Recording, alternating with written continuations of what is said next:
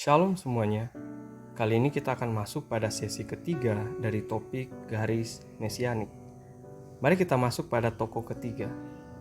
Tahukah kalian raja kedua dari bangsa Israel yang terkemuka? Saat masih muda, ia tinggal di kota kecil Bethlehem bersama ayah dan sanak saudaranya. Sepanjang sejarah ia selalu menjadi kisah heroik. Ya, Daud. Bagaimana mungkin Anda tidak mengenal kisahnya? Melawan seorang raksasa dari bangsa Filistin hanya berbekal batu dan katapel. Mengalahkan berlaksar-laksar prajurit musuh dan menaklukkan berbagai daerah. Di bawah pemerintahannya saat itu, Israel dipenuhi dengan kemenangan. Dan tahukah Anda, pada masa mudanya, Daud adalah seorang pengembala domba yang menjaga ternaknya dari beruang dan singa, serta memukul mereka hingga mati. Daud sendiri memiliki keberanian yang besar, sekalipun tubuhnya masih kemerah-merahan yang menandakan bahwa ia masih sangat muda. Uniknya, Tuhan justru memilih Daud. Apa yang membuatnya spesial di mata Tuhan? Bukankah banyak sanak saudaranya yang gagah perkasa? Bukankah ada banyak orang hebat pada saat itu? Ternyata, dalam 1 Samuel 17 ayatnya yang ke-34 hingga 39, saat bercakap-cakap dengan Raja Saul, raja pertama orang Israel, Daud yang saat itu masih muda, ia menjelaskan bahwa ia percaya jika Tuhan menyelamatkan dombanya dari hewan buas, maka Tuhan juga akan menjaganya dari tangan orang Filistin. Dan dari sini kita dapat melihat satu keyakinan yang melekat pada Daud, bahwa ia percaya Tuhan menyertai.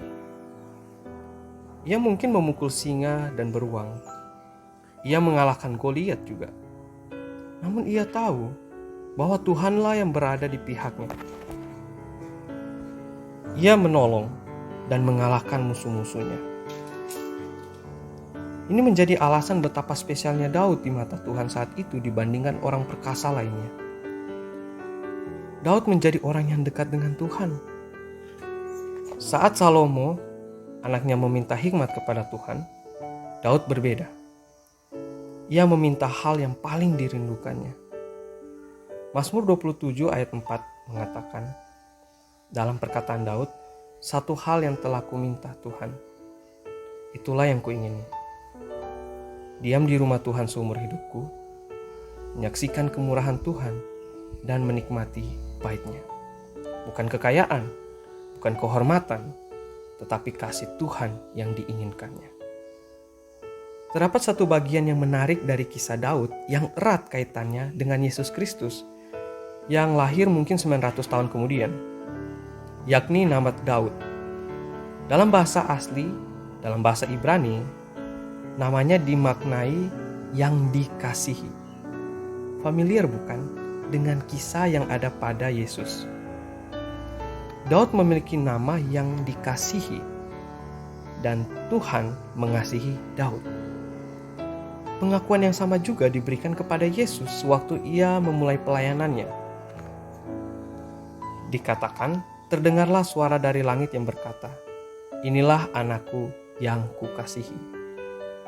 Yesus menjadi tanda yang telah jauh dinubuatkan oleh para nabi sebelum ia lahir. Ia dikatakan sebagai tunas keadilan Daud. Nabi Yesaya bernubuat akan kelahiran juru selamat.